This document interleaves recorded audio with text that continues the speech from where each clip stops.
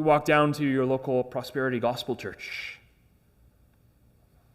what will you find there? You'll find a wolf telling the congregation, God needs your money. You need to give God your money. And the more money you give to God, the more God will give to you. It's very much the same kind of theological error that we find here in Psalm 15.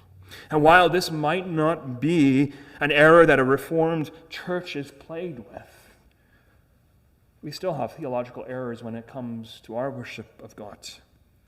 There's many ways we can engage in mindless religion, mindless worship, with our strong convictions about worship practices, that worship must be as God has commanded. Very easy for incorrect theology to creep in. That incorrect theology is often that so long as we have the right external practices, then everything else is all right.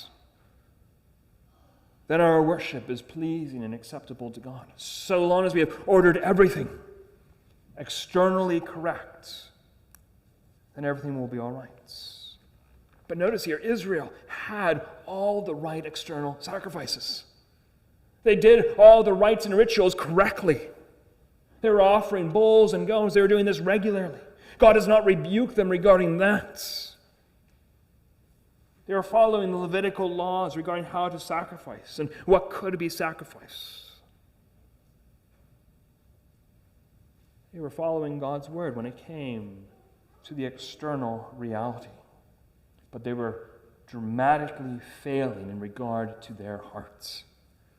They were engaging in mindless and faithless worship ultimately.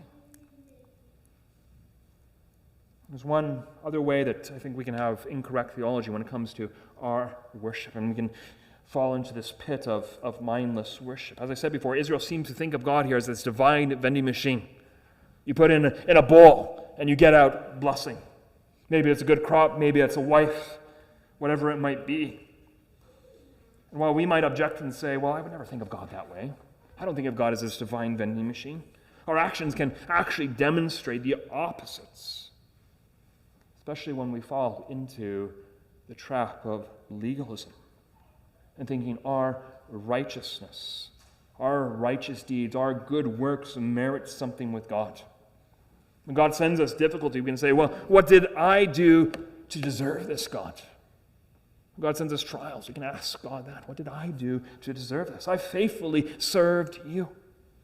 Or when we are in difficulty and we start to do all kinds of things, we think to please God. And maybe if I'm just good enough, then God will get rid of this difficulty in my life. And aren't we in some sense then trying to bribe God out of our problem?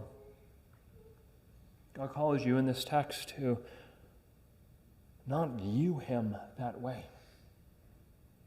To not have incorrect theology when it comes to him, but to worship him rightly and to put on faith, to trust in him. Very easy for worship that is focused on externals to become exceedingly superstitious